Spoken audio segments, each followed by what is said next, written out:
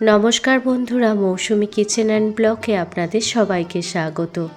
আজ আমি কুমড়ো আর ডিম দিয়ে একটি দারুণ স্বাদের রেসিপি আপনাদের সাথে শেয়ার করব। এই রেসিপিটা 99% মানুষ জানেই না যে কুমড়ো আর ডিম দিয়ে যে এত সুন্দর রেসিপি বানানো যায়। গরম গরম ভাত কিংবা রুটির সাথে এই রেসিপিটি খেতে দুর্দান্ত লাগে।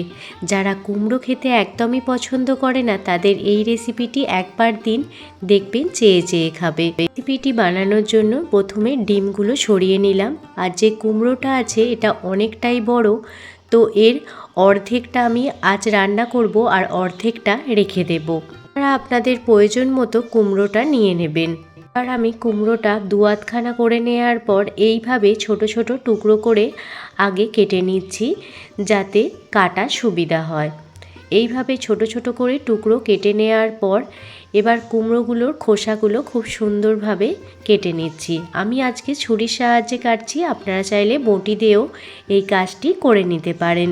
খুব সুন্দরভাবে খোসাগুলো ছাড়িয়ে নেবেন। খোসা ছাড়ানোর সময় সাবধানে ছাড়াবেন যেন হাত কেটে না যায়।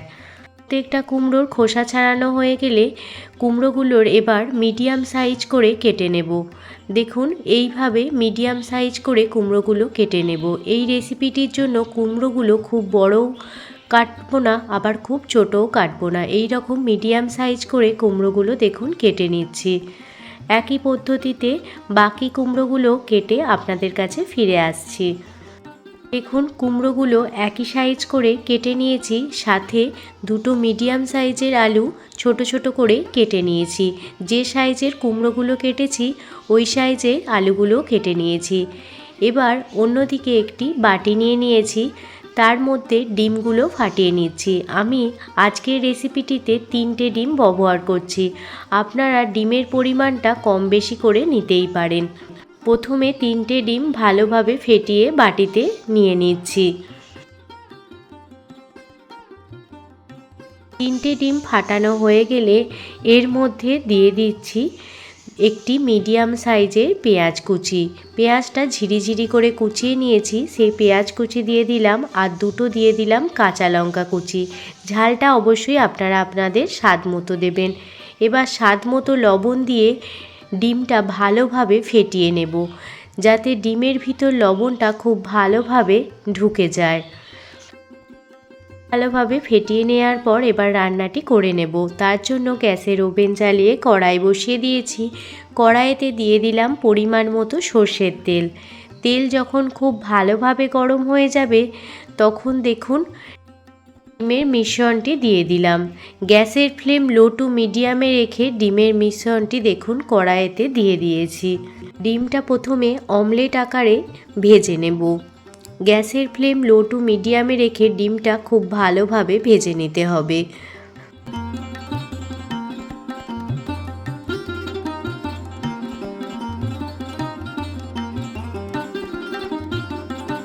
ডিমের এক পিঠটা ভাজা হয়ে গেলে অপর পিঠটাও উল্টে দিয়েছি। অপর পিঠটাও ভালোভাবে ভেজে নিয়ে একটি প্লেটে উঠিয়ে নিচ্ছি। প্লেটে উঠিয়ে নেওয়ার পর ছোট ছোট টুকরো করে ডিমের অমলেটটা কেটে নেব। আপনারা আপনাদের সাইজ মতো ডিমের অমলেটগুলো কেটে নেবেন।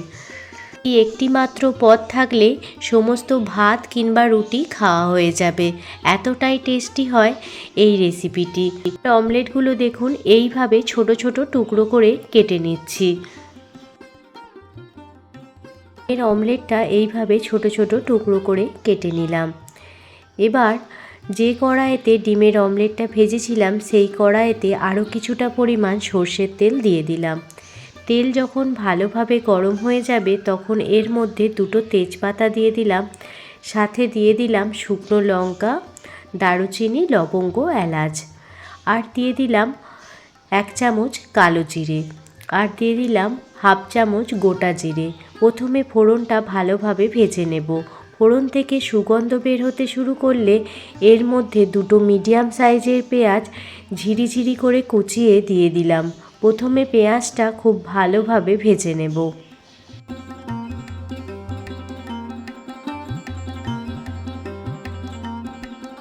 পেঁয়াজ ভালোভাবে ভাজা হয়ে গেলে এর মধ্যে দিয়ে দিলাম 1 চামচ পরিমাণ আদা রসুনের পেস্ট, আর দিয়ে দিলাম একটি মিডিয়াম সাইজের টমেটো, লম্বা লম্বা করে কেটে দিয়ে দিয়েছি। আপনারা চাইলে টমেটোটা মিক্সিতে পেস্ট করেও দিতে পারেন। সমস্ত মশলা ভালোভাবে কষিয়ে নিয়েছি। এবার এর মধ্যে কিছু ড্রাই মশলা মিশিয়ে নেব।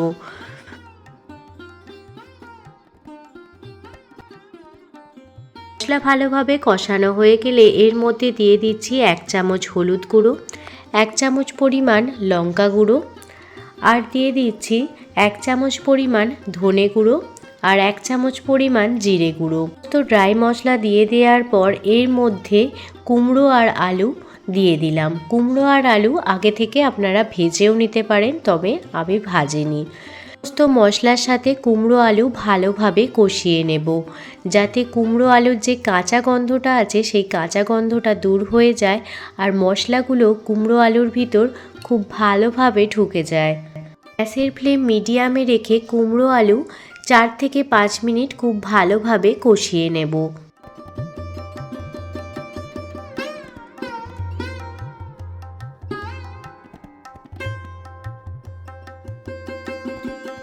কুমড়ো আলু ভালোভাবে কষিয়ে নেওয়ার পর এর মধ্যে এবার দিয়ে দেব স্বাদ মতো লবণ আর স্বাদের ব্যালেন্সের জন্য সামান্য পরিমাণ চিনি। প্রথমে কিন্তু আমি লবণ আর চিনি দিইনি, এখনই আমি লবণ আর চিনিটা স্বাদ মতো দিয়ে দিচ্ছি।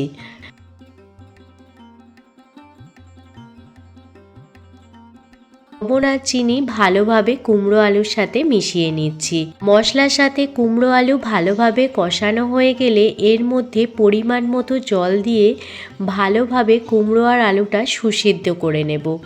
একদম ঘরোয়া কিছু মশলা দিয়েই এই কুমড়ো আলু আর ডিমের রেসিপিটি তৈরি হয়ে যায়, কিন্তু খেতে হয় অসাধারণ। একবার হলেও বাড়িতে বানিয়ে দেখতে পারেন, এর স্বাদ মুখে লেগে থাকবে। একবার বানালে বারবার বানানোর রিকোয়েস্ট আসবে। দেখুন পরিমাণ মতো জল দিয়ে দিলাম। এবার ঢাকনা চাপা দিয়ে 5 মিনিট মতো ঢেকে রেখে দেব, যাতে কুমড়ো আর আলু খুব ভালোভাবে সুসিদ্ধ হয়ে যায়। 5 থেকে 6 মিনিট পর ফিরে এসেছি আর আপনাদের দেখাচ্ছি, দেখুন কুমড়ো আলু ভালোভাবে সিদ্ধ হয়ে গেছে। এবার একে একে ডিমের অমলেটগুলো দিয়ে দিচ্ছি। বাড়িতে কোনো অতিথি এলে আপনারা এইভাবে কুমড়ো আলুর রেসিপিটি পরিবেশন করতে পারেন। সবাই দেখবেন চেয়ে চেয়ে খাবে, এতটাই টেস্টি হয় এই রেসিপিটি। যারা কুমড়ো খেতে একদমই পছন্দ করে না তাদের অবশ্যই এইভাবে বানিয়ে দিন, দেখবেন চেয়ে চেয়ে খাবে।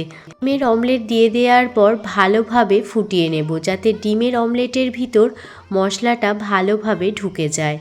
আরও 5 মিনিট মতো খুব ভালোভাবে ফুটিয়ে নেব। কুমড়ো দিয়ে ডিমের রেসিপি একদমই রেডি হয়ে গেছে। নামানোর আগে 1 চামচ পরিমাণ গরম মশলার গুঁড়ো ছড়িয়ে দিলাম, এতে এর টেস্ট আরও দ্বিগুণ পরিমাণ বেড়ে যাবে।